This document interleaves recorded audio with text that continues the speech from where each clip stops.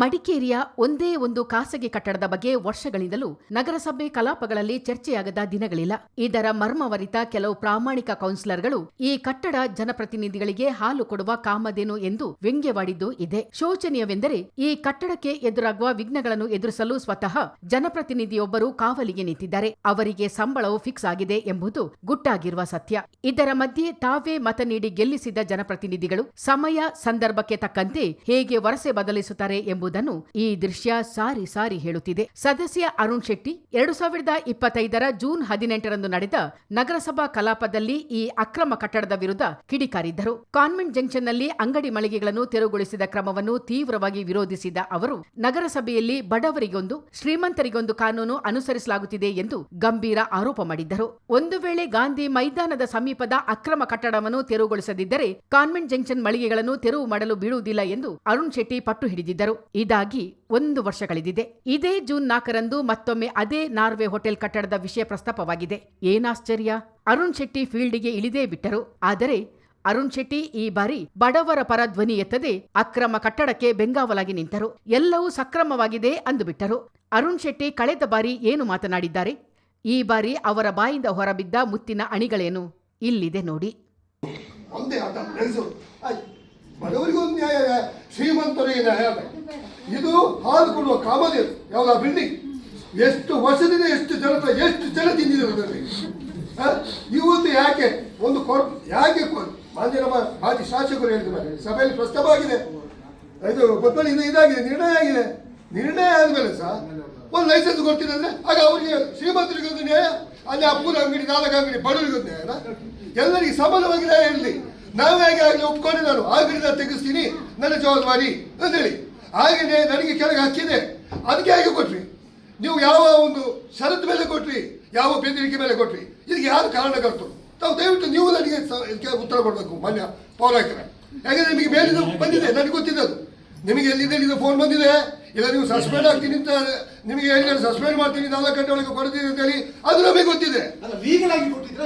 ಅದೇ ಅವ್ರು ಫೋನ್ ಮಾಡಿ ನಿಮಗೆ ಹೇಳಿದ್ದಾರೆ. ಆದ್ರೆ ಇನ್ನೊಂದು ವಿಷಯ ಹೇಳ್ತೀನಿ, ನಾಳೆ ಒಂದು ಮಿನಿಸ್ಟರ್ ಹತ್ರ ಫೋನ್ ಮಾಡಿಸ್ತೀನಿ, ನನ್ನ 4 ಅಂಗಡಿ ತೆಗೆದುಕೊಡಾಕಿದೆ ಅಂತ. ಆಗ್ಬೋದಾ? ಸಮಾನ ನ್ಯಾಯ ಎಲ್ಲರಿಗೂ ಸಮಾನವಾಗಿರಲಿ, ಎಲ್ಲರಿಗೂ ನ್ಯಾಯ ಸಮಾನವಾಗಿರಲಿ. ಒಬ್ಬರಿಗೆ ಒಂದು ನ್ಯಾಯ, ಇನ್ನೊಬ್ಬರಿಗೆ ನ್ಯಾಯ, ಇದು ಖಂಡಿಸ್ತೀನಿ ನಾನು ಇದನ್ನ. ಯಾಕಂದ್ರೆ ನಮ್ಮ ಅಂಗಡಿ ಬಡವ್ರ ಮೇಲೆ ಇದು ದೊಡ್ಡವ್ರ ಮೇಲೆ ಎಷ್ಟು ಜನ ನಾನು ಆಗ್ಲಿ ಹೇಳ್ದಂಗೆ ಅದು ಕಾಮಧೇನು ಇದ್ದಂಗೆ. ಅದು ಯಾವತ್ತೂ ಅದು ಇರ್ಲಿ, ಹಂಗೆ ಅದು ಬರ್ತಾ ಇರ್ತದೆ.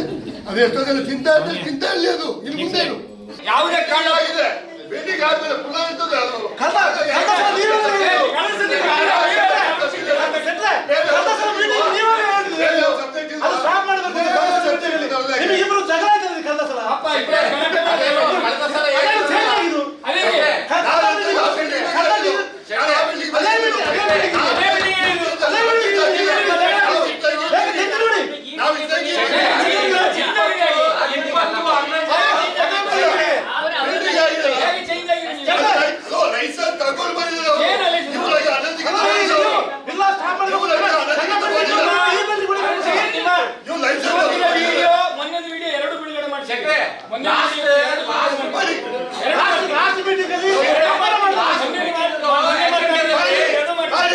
ಅವರು ಲೈಸೆನ್ಸ್ ತಗೊಂಡು ಬರ್ತಿದ್ದಾರೆ, ಅನಧಿಕೃತ ಮಾಡ್ತಾರೆ.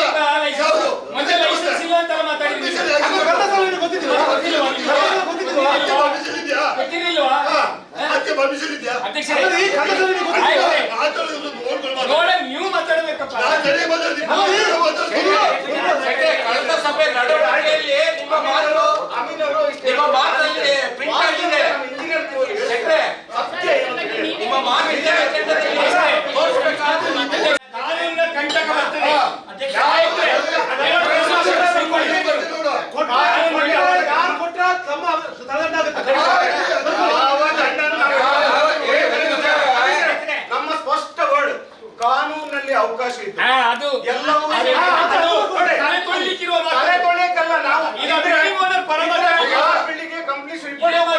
ಲೈಸೆನ್ಸ್ ರಿನ್ಯೂ ಮಾಡಿ ಏನಾಗ್ತದೆ ನೋಡುವ.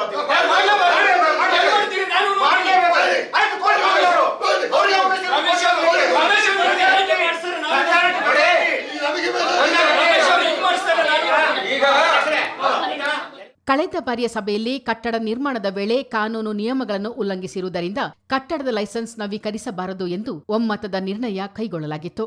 ಹೀಗಿದ್ದರೂ ಪ್ರತಿ ಸಭೆಯಲ್ಲೂ ಈ ಕಟ್ಟಡದ ವಿಚಾರ ಪ್ರಸ್ತಾಪವಾಗುತ್ತಲೇ ಇದೆ.